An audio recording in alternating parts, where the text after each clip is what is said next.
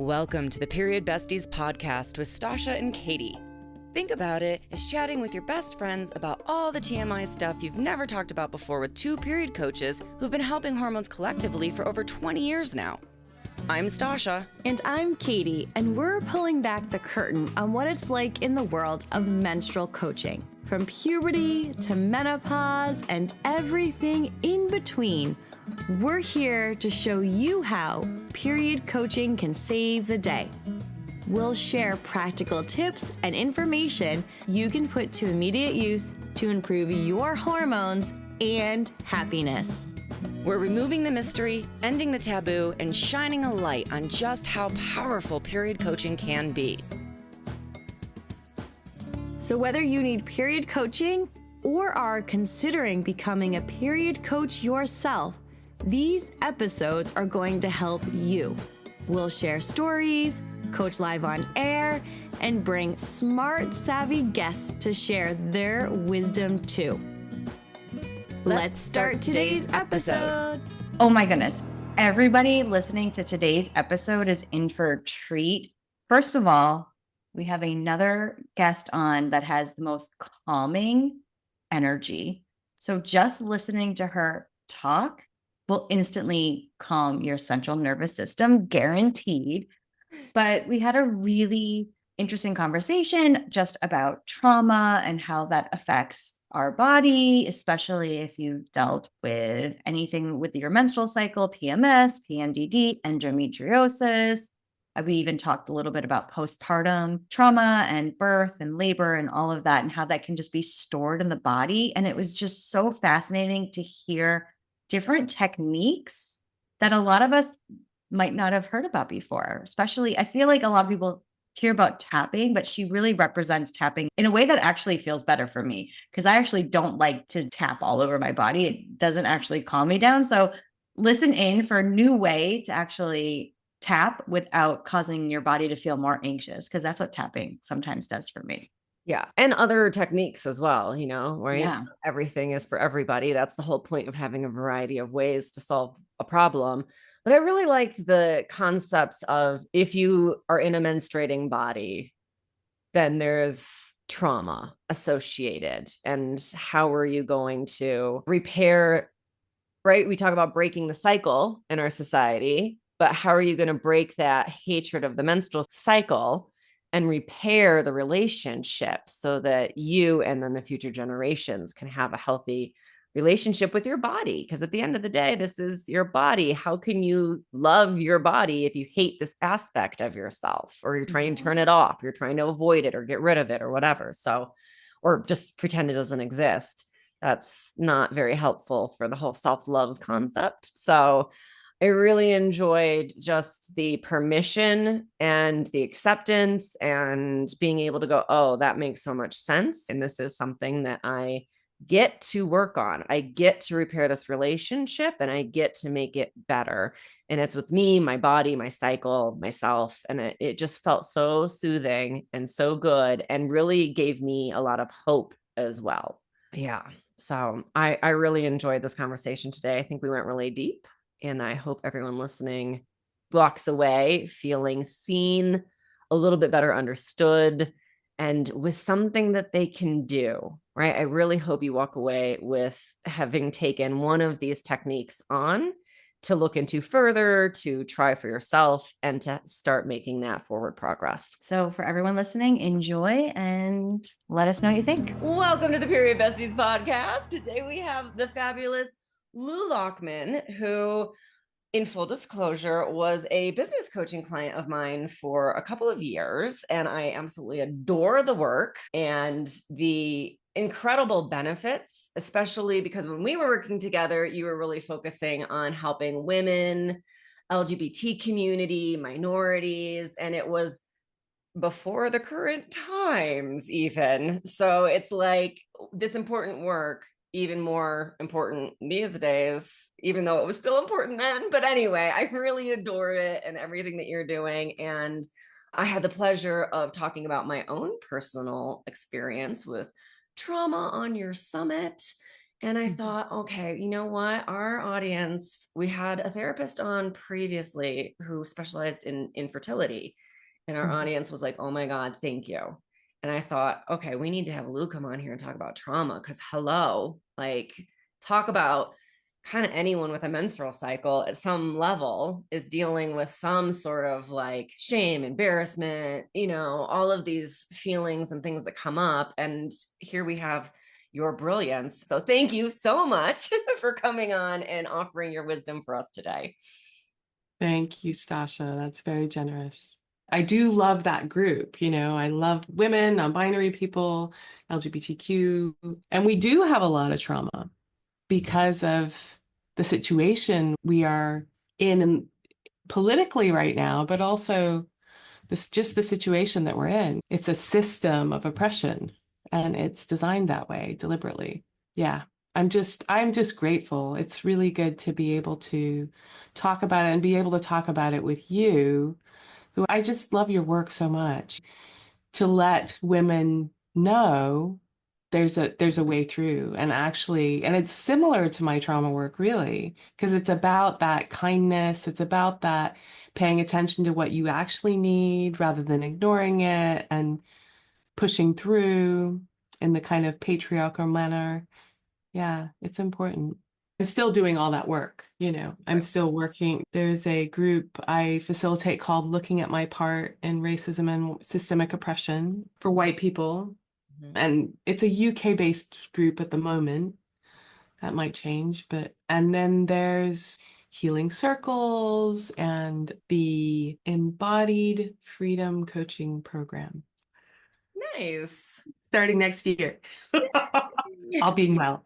Well, that's it these days, right? One of the things that we can do to help reduce the influence of the patriarchy, to be a problem, is to help heal yourself, to break generational trauma, to break personal trauma, to take care of yourself properly, because then you have more energy to fight. Right, exactly. But in addition to that, what I notice with traumatized people is that they don't give a shit until they do some of that trauma work. So until they feel some resourcing, some connection, some relaxation, some foundation within, they're like, nah, I don't give a shit about so-and-so, and I don't give a shit about the earth, and I don't give, like, it's not the greatest look, but it does happen. People struggle. We're very self-centered creatures. We struggle to go beyond taking care of ourselves if we are ignoring it. We're ignoring ourselves, then we start to ignore other things too, in order to survive, in order to figure out how to survive. So would you give us just a little bit of background for the audience? How did you get into trauma therapy? My own trauma. So I had sexual abuse, assault, and I was raised in a cult. That'll do it. Yeah. Yeah. So I didn't really have parents. I had a system, like a structure that cared for me and the rotation of caregivers. So it was pretty brutal as a childhood goes. And we always lived in the marginalized areas of cities or sometimes in villages internationally. So in terms of like looking at my part in racism, I learned that from really young. I learned that actually white people always have privilege, even if they're the only white face, because that system is still overarching and still has an impact. So when I was in Africa, little kids were like, "Can I touch your hair?" And it was like, "Oh, your hair is amazing." So it really taught me about that. But being in a cult taught me about not having family, not having community, and what that does, how that kind of breaks you. And then how do you come back? So for me, I think a big part of my story is I didn't really know there was anything to recover from. I didn't know I had fear because I was so terrified as a kid that it wasn't useful for me to pay attention to that. Nobody was holding me emotionally. So I just thought I'm numb sometimes, I'm a bit spacey and I'm really emotional. I didn't know those were trauma responses. I had to learn that. And I go on about energy tools. I teach energy tools, a variety of them, including emotional freedom technique, because they allowed me to come back to myself. I didn't even know there was a self to come back to. All I knew was that reality. It's crazy. It's crazy to tell the story. A bit like your story is a little crazy too. Was that something that you learned? Like, was that, I'm going to just do therapy, I'm going to become a therapist, and then you figured that stuff out? Or was it like, I kind of am figuring this stuff out and I think I need to dive into this more? Chicken or Well, egg? ironically, or maybe not, I needed the therapy.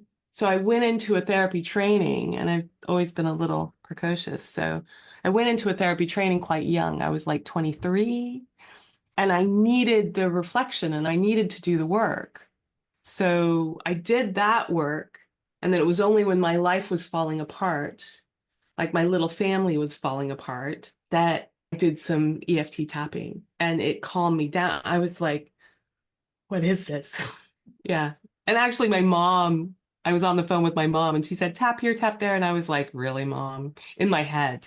But I was so desperate that I was like, sure, whatever. Okay. And then I went from that puddle on the floor to being able to talk and communicate. So I was like, oh, guess I better pay attention to this. And then just over time, learning that actually different energy tools really resource, really connect, really calm, so that you can step into the next thing. And I think a lot of therapy misses that. They just miss it because they think it's fine to be in the mess. And it is, but not if you have no resource. And there's a lot of us that don't. So I struggle with that. I get what they're saying, but I think when you say it's fine to be in the mess, that's just part of it. You're dismissing the amount of suffering there is in that. And that if people don't have anything to walk on and it's a morass of quicksand, like you need something that allows you to walk. So I feel like that's always been a big thing for me. Like, sure, yeah, we need to connect with the emotion. It's true. But in order to be able to do that, my system wouldn't let me, Stasha, my system wouldn't let me connect with it until there was some platform for me to be able to do that. That makes so much sense what you're sharing. Like when you're in it, right? Mhm. It almost feels so overwhelming to even acknowledge what's happening in your body physically, mentally, emotionally, because you're just like in it. We've all had those experiences, I'm sure everyone listening too, where you're just like, I don't even know where to go from here. We had someone on the other day and they were saying when they feel overwhelmed, they just sit down. And I was like, that's so genius. Yeah. Like such a way to just ground your body instantly. So I love what you're saying about having the tools so that you can actually connect to your body. Because when I'm really overwhelmed or I'm feeling super anxious, I don't even feel like I'm in my body. You're So not. how am I supposed to how am I supposed to make any sort of logical next move if I can't like connect? So I love what you're saying. It's so interesting. Yeah. Well, there's a lot of things you can do to ground. You know, Mhm. heart math's quite good. So breathing in for a count of six, Yeah. out for a count of six. But you do need that bridge. And that's why I like a variety of tools, energy tools, because it allows you to have a choice. Like, this really works for me now. Like, holding poses will work when you're lying in bed, howling. And at the end of it, you'll be like, oh, I feel so much better. Instead of, yeah, once I've recovered enough energy to howl again, I'll be howling again. Yeah, they're such a gift, honestly. Yeah, I leaned into the EFT bit, right? So you know this because we've talked about it before, but for the audience, just to put it in perspective, right? Going through endometriosis, knowing that every month I was going to be in such pain that I was going to throw up for 3 days. I wasn't going to be able to eat anything. I was going to be on the floor of the bathroom, wishing somebody would just come in and kill me so I could be done with it, right? Like, I live in Brooklyn. I'm going to leave the door unlocked because I don't want to do this anymore. Like, it was just utter misery. And going as a teen, going, wait, I have to do this for the next 30, 40 years. I don't know if I can do this every single month for decades, right? And then knowing that you don't have a choice, knowing it's coming. So then your body starts to brace. You start to batten the hatches and brace for impact and all those kind of war terminologies. But you do that because that is the mentality of I have to sit in this World War I trench and just be beaten upon, and there's no way around. There's no way out. There's no escape. There's no going home. There's no relief. You have to do this, and you know it's coming, and there's no way around it. And the mentality and the toll that it takes on your mental health. I mean, forget the physical health, which obviously is just diminished month after month after month, but the mental health, the emotional health, all of that kind of stuff.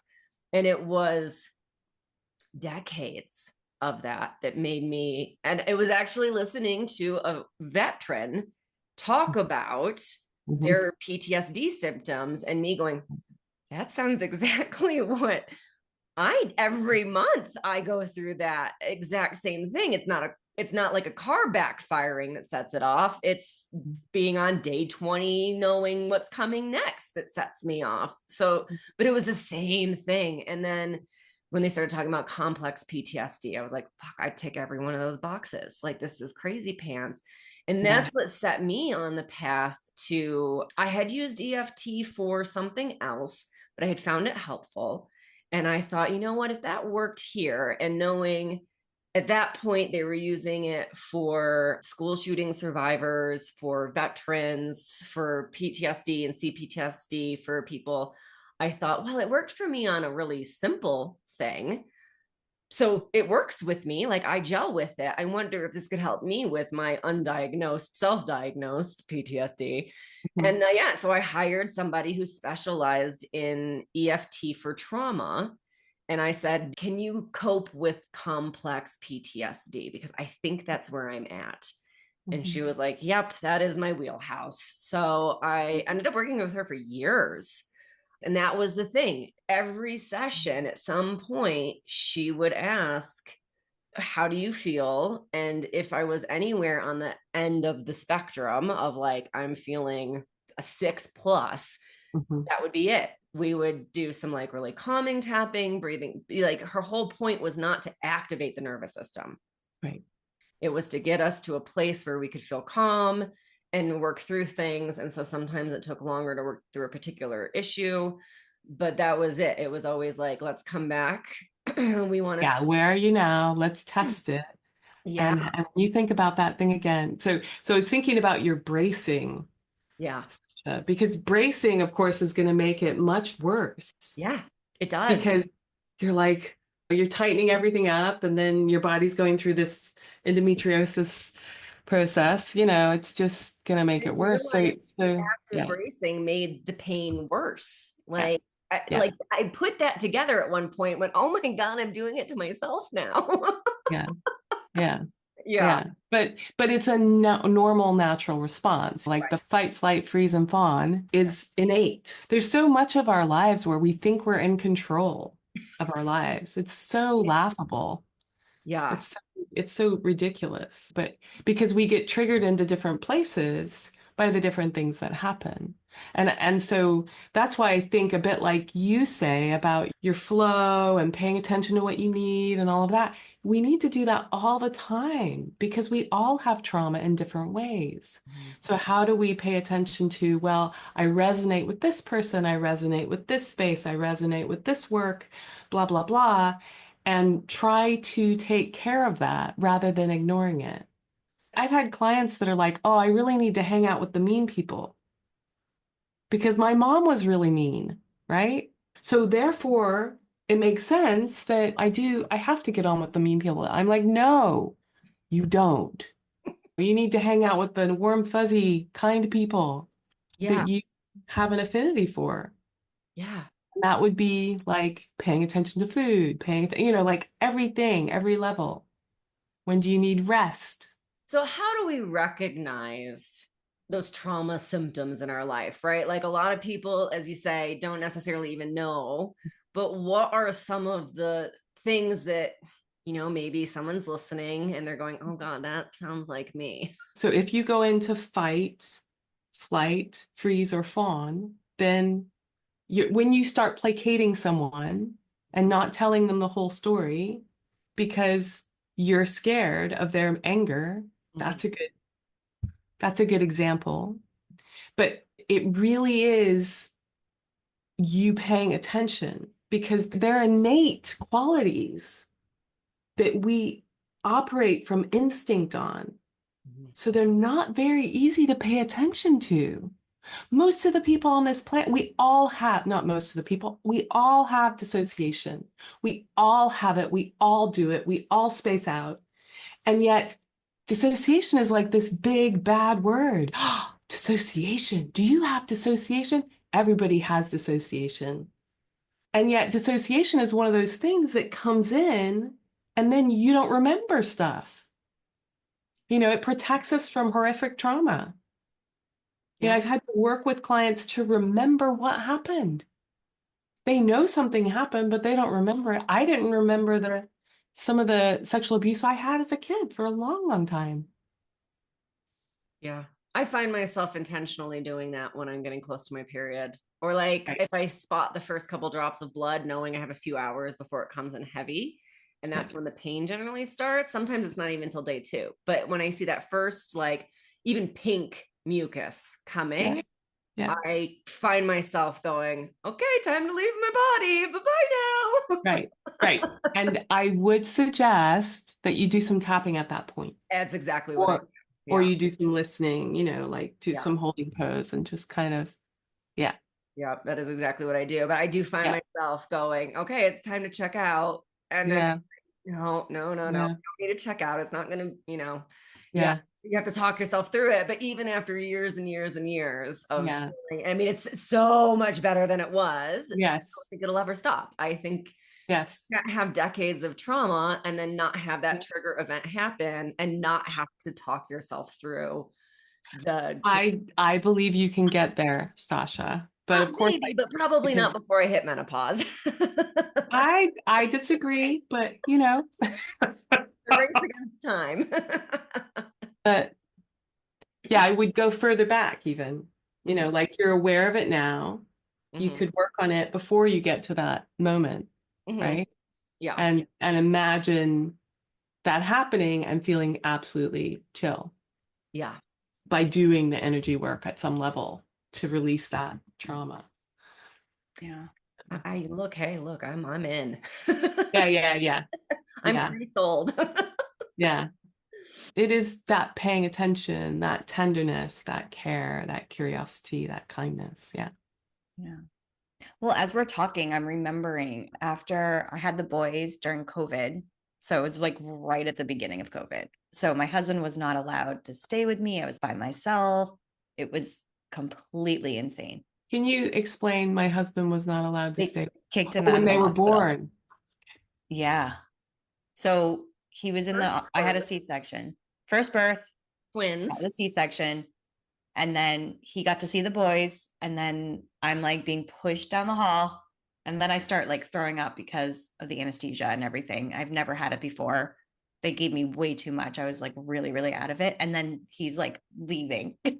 It was extremely traumatic. I've never had children before. So they're like, I'm trying to breastfeed. Like I'm trying to do all these things. I can barely move. It was very traumatic. And I remember after it, talking to a therapist I had been working with, and I was like, how do I get through this? She's like, you just have to push through, like just get through. And I was like, okay, not the best advice, obviously.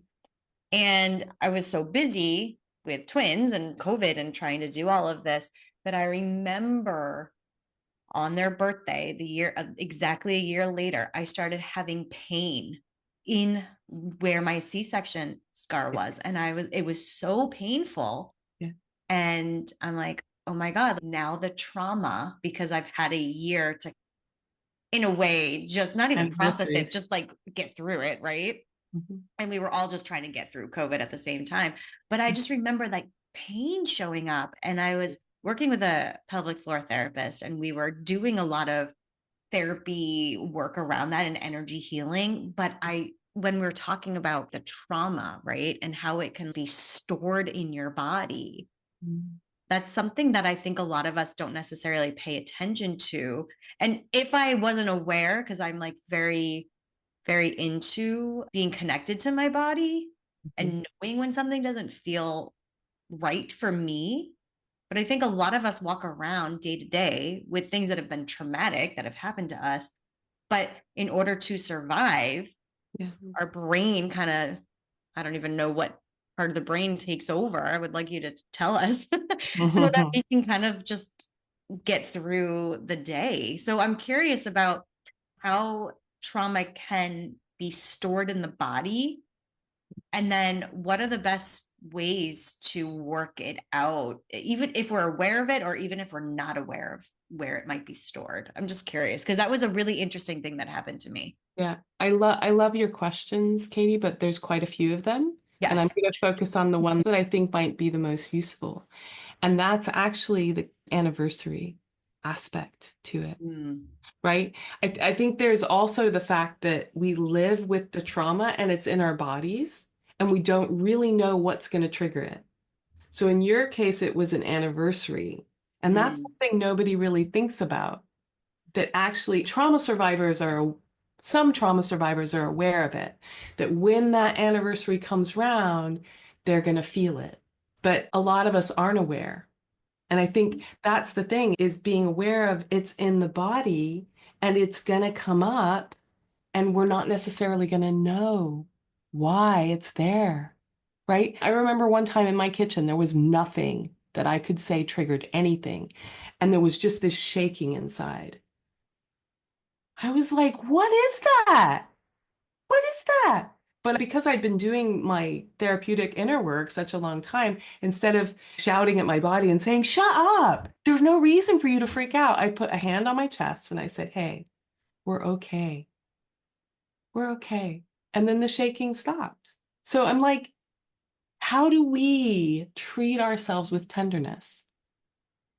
We're going to go into the amygdala. We're going to go into the fight, flight, freeze, fawn. We're going to go into that primordial brain sometimes to protect ourselves. But how do we, whenever it comes up, go, hey, it's okay. I'm listening. I hear you. How do we connect with the body as a younger part and say, I hear you. It wasn't okay. I'm here. I'll take care of you. I'll protect you. That kind of relationship with ourselves, with our inner selves, with our younger selves. And then it begins to change, because otherwise they will keep screaming. They will keep screaming and keep saying, I'm scared. I'm trying to protect you. I have to let you know, blah, blah, blah. And it'll just keep going. If they really get that we hear them, that we're taking care of them, it will calm down. Yeah, I do that a lot. The hand on the heart. It's very calming. It's interesting though, because they're going to be 5 in April, and it was just on that first anniversary. So yeah, it'll be curious to see if it ever comes up again. Well, I would argue, Katie, that you did the work and it won't necessarily come up. Well, that's good to hear. I like that. Yeah. Yeah. Yeah. One of the things that I wanted to broach with you is a bit of like what you were just talking about, giving that permission to take care of yourself. And since we're a menstrual based podcast, something that I really wanted to drive home in conversation to you today is how so many of us have menstrual trauma behind it, right? We have issues like endometriosis or PMDD, really extreme, painful, or suicidal ideation, depression, these kinds of things that come along with our menstrual cycles, but also just existing in a menstruating body, regardless of how you identify. In a patriarchal world. So I thought it would be nice to just hear a little bit of words of like, hey, look, this is probably a bit of trauma base in just existing in this body in these days. Well, it kind of comes around to the beginning of the podcast and the beginning of the conversation, which is about oppression. Mm-hmm. I think there's a lot of women and non-binary people that kind of say, I haven't been sexually assaulted. I haven't been sexually abused. And yet we have, by living in this society. And there's probably a lot of sexual abuse that we discount because we live in this society. And that affects our menstrual cycle. It just does. It affects our relationship to ourselves, and it certainly affects our menstrual cycle. But the other thing for me in my work that I'm aware of is that we have ancestral trauma. So a lot of times menstrual issues are passed down too. And so we need to do that ancestral work in order to release that trauma, in order to feel at ease. And that will affect our whole kind of familial line, which is great. It's breaking that cycle, yeah, and repairing the relationship with your menstrual cycle. Right. Exactly. And your sexuality and your desire and yeah. Right. Because all of that is tied into the menstrual Yes. cycle as well. Libido, Yes. interest, and, zest for life can be dictated by the menstrual cycle. Exactly. In fact, I just taught a class on histamine and hormones, and it turns out that your estrogen is linked to your histamine. So if you're producing excess estrogen, which the majority of us are, you're producing excess histamine, but histamine encourages estrogen production. So it's this feedback loop that you produce more histamine and then you produce more estrogen in reaction, which means you produce more histamine. But it also turns out that histamine can decrease your brain's happy chemicals. So it can decrease the effectiveness of serotonin. So it can increase depression and anxiety and those kinds of things so it's like estrogen and happiness turns out go hand in hand. And there is a too much and a too little. And all of that is menstrual cycle based, right? So feeling good, feeling happy, feeling healthy ties back to the menstrual cycle, feeling grounded, feeling calm, right? That's a progesterone hormone, an estrogen relationship hormone. So all of these things come back to that menstrual cycle. And when we're at odds with it, when we find it inconvenient, dirty, disgusting, embarrassing, shameful, and those are the easy light, right? That's the kind of base for most people. And then you tack on PMDD or something terrible, infertility, some other struggle on top of it.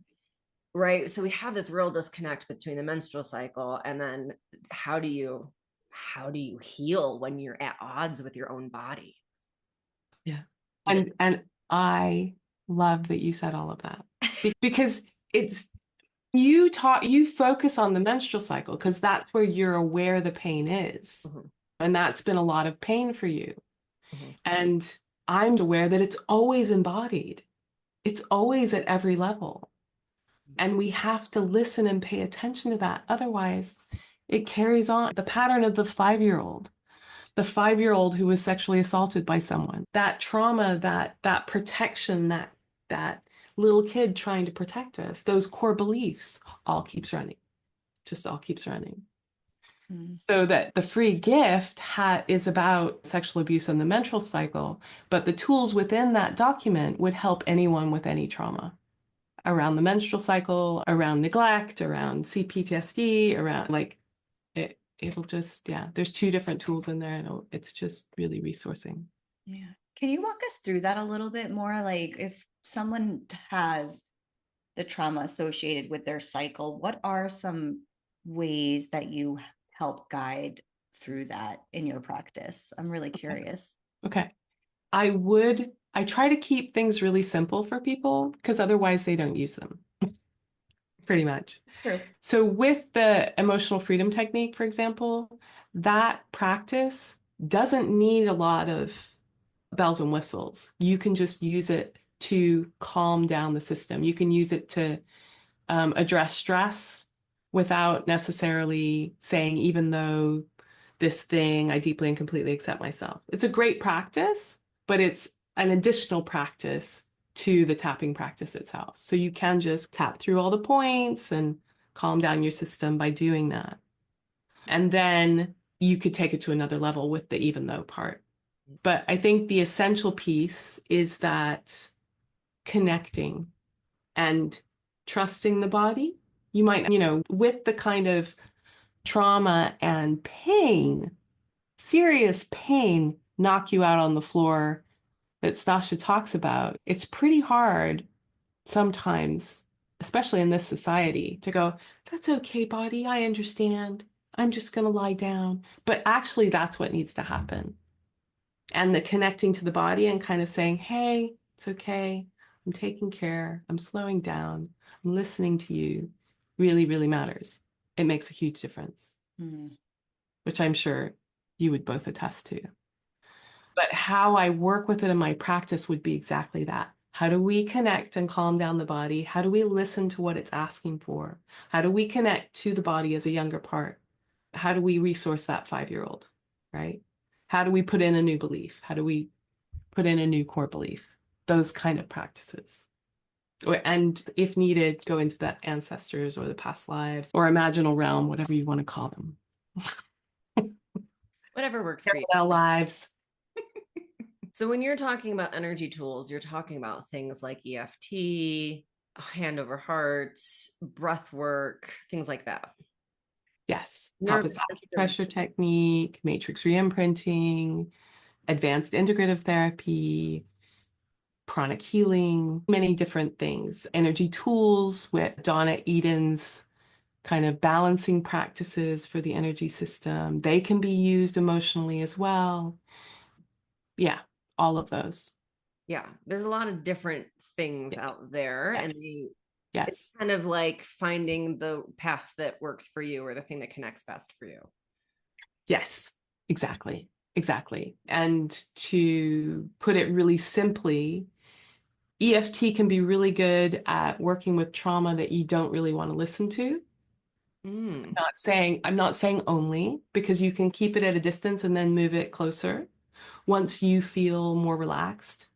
And then holding poses like tapas acupressure technique, heart holding, head heart holding, et cetera, are what when you're ready to listen, when you're able to drop in and listen and watch that kind of energy unwind and change.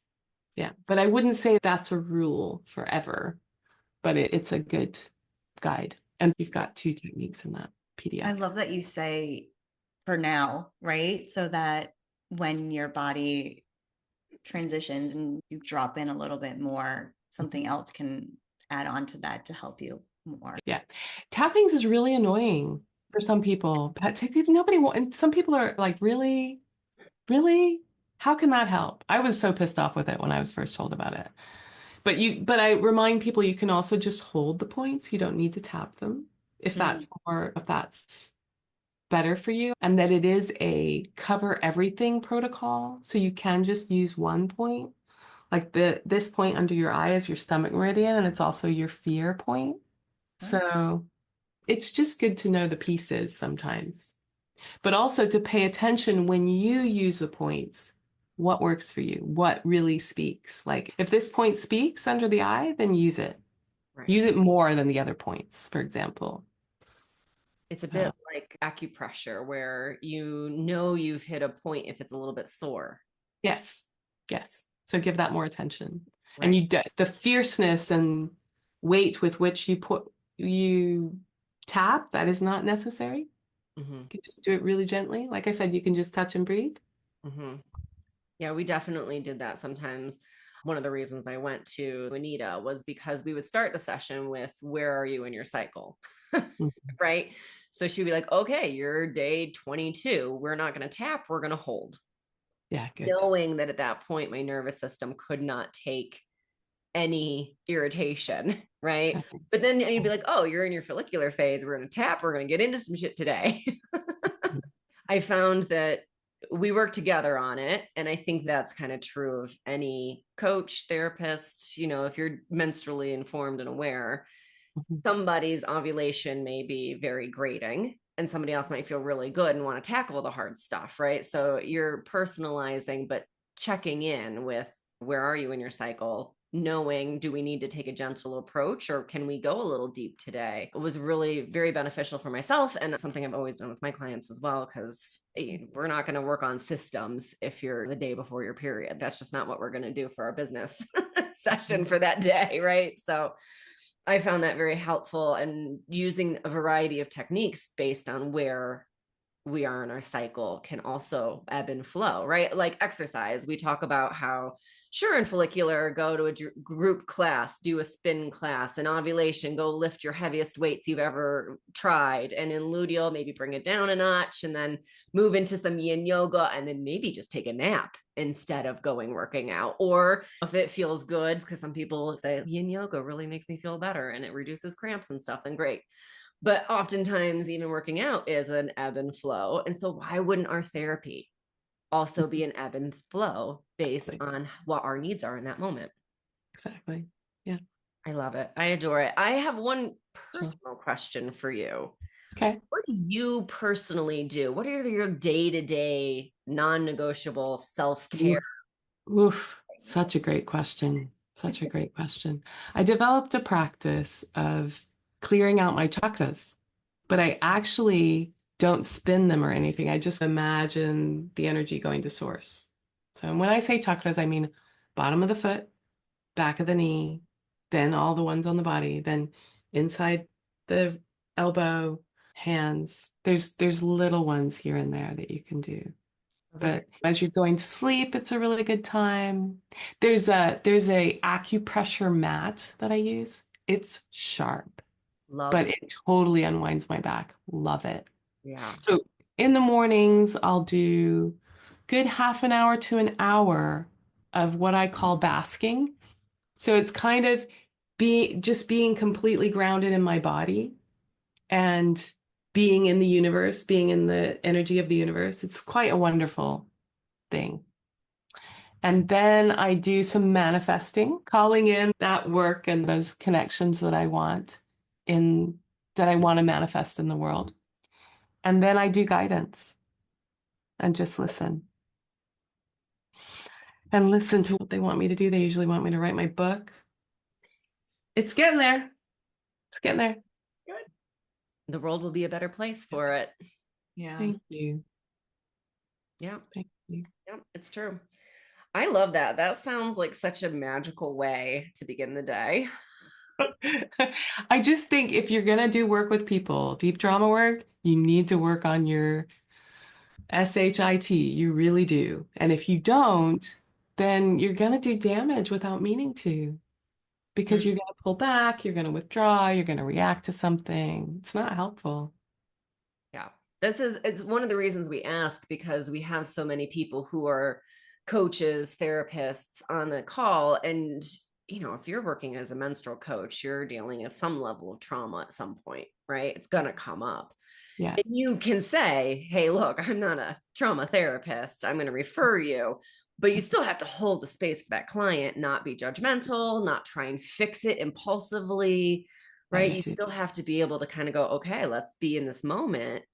And I'm going to send you a referral after the session. But you are in that space. And as a coach, no matter what you're doing, things come up, especially if you're working with women. You get a lot of disordered eating things come up when you're coaching, especially if you're working the menstrual cycle, because you're trying to help people eat to support those hormones. But that can be real triggering. And yeah, there's just so many places. And that's one of the reasons I like that question, because what do the coaches do? What do the therapists do to be that person? And then as just an everyday person listening, how can you use that to your advantage?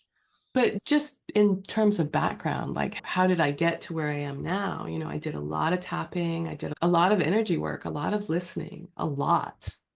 Beginning to trust the body and trusting that unwinding and trusting that message, But I think it does take a lot of work, and it does, kind of that continuing to pay attention. I love our conversation. For everyone that's listening, how do people find you? And then I would love for you to share what your free gift is with everybody. Okay, thank you. My website is energycounseling.co.uk with 2 L's. I was in the UK for about 20 years. I'm in the US now, but I still have that website. And the free gift is the menstrual cycle. I can't remember the title of it right now. I keep thinking of sexual abuse and the menstrual cycle, because that's the title I always want to call it. But it says a short ebook about the impact of the menstrual cycle, of sexual trauma, and what you can do about it. Yeah, exactly that. So it has those tools that I talked about. You know, it has two different tools in there. It has one about talking to the body and one about using emotional freedom technique. I do think the listening and the paying attention and the kindness, curiosity, absolutely essential. I dig it. Yeah, Well, me too. I'm very grateful for your wisdom today. We have a lightning round of questions for you before we let you. Cool. Go for it. So, first answer, right answer. Okay. All right. What's the number one self-care tool you use when you find that you're really stressed? Wow, there's so many. The number one. I think one of the number ones is walking in nature, actually, followed swiftly by possibly lying down and, using TAT, top sector push technique. What's your favorite book? The first one that comes to mind is Janina Fisher's Healing Trauma Survivors. All right. So that's going to go on my book list. What's one thing you can't live without? Spirit.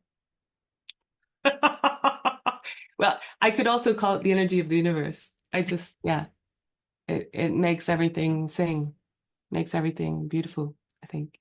Yeah. What's your favorite snack? Carob chips with no sugar. What's your guilty pleasure? Chocolate. If you could live anywhere in the world, cost doesn't matter, where would you live? Unlike Stasha, I'm not much of a traveler. I had to move a lot as a child. Yeah. I haven't been that many places visiting, going, oh, I love this place, So what comes to mind, and I don't know whether it's accurate, is like Costa Rica in the mountains or something, somewhere that has amazing nature. That could be, I guess that could be Oregon somewhere, but I don't know. Yeah. In the middle of nowhere, probably. That's fair. Yeah. What's your favorite season? Autumn is my first thought. Your favorite food and your least favorite food? My favorite food at the moment is probably sweet potatoes, Japanese sweet potatoes. And my least favorite food would probably be red meat. Fair enough. Favorite movie? I really like Girl Interrupted. Oh, wow. Quite an old film now, but yeah, that was a good film though. I do like those intense, reflective my whole life. Yeah. What's a hobby you have that maybe people don't know about? Knitting. Love it. Love my fiber arts people. Best concert you've ever been to? Ani DeFranco, hands down. Oh, yeah. Okay. Last question. What is your ideal weekend? Rowing. Rowing makes life amazing. I mean, it honestly, it's just so fun. It makes it seem like you go on holiday every weekend. So rowing has to be some rowing, and usually hanging out with one of my kids or one of my grandkids, and hopefully a friend mixed in too. Hiking and being in the middle of nowhere, if possible. Yeah. But then I could also say if I was in the middle of London going to a queer event, a drag show. Yeah. So rowing in the morning, hanging out with the fam in the afternoon, and then hitting a drag show at night. Yeah, I go to bed at about 8 o'clock, but yeah, it sounds amazing. I know. Or maybe the drag show is like at 12. We do that. One of our friends here is a drag queen and is officiating our wedding in drag, whose drag name, by the way, is Stasha. So it's going to be fantastic. It but is. Whenever we go to one of the shows, it's like, oh man, it starts at 10. Hold on, we can do it. We just won't be able to stay for the whole thing. We'll stay for you and then we're leaving. Love it. Amazing. Thank you so much for being here today, for sharing everything with us, and for your free gift and all your wisdom for the audience. We really appreciate it. And to everyone who's listening, go check out all of Lou's goodies, jump into something, get some support, some help, some professional trauma support there. And thanks for everyone for listening. We'll see you in the next episode. Bye for now. A big shout out and thank you to our sponsors for today's episode, Period Coaching School and Katie Bresek Wellness. Thanks to you, our favorite bestie, for listening to the Period Besties Podcast, where no topic is TMI. And of course, share this episode with your besties. Remember to leave us a 5-star review, nothing less than the best for us besties, and subscribe wherever you listen to podcasts. You can follow us on Instagram at Stasha Washburn and at Katie Bresak, or email us at periodbestiespodcast@gmail.com. Check out more about us at katiebresak.com and periodcoachingschool.com. And of course, check the show notes for free goodies and extras that support this episode. We'll see you on the next episode. Bye for now, besties.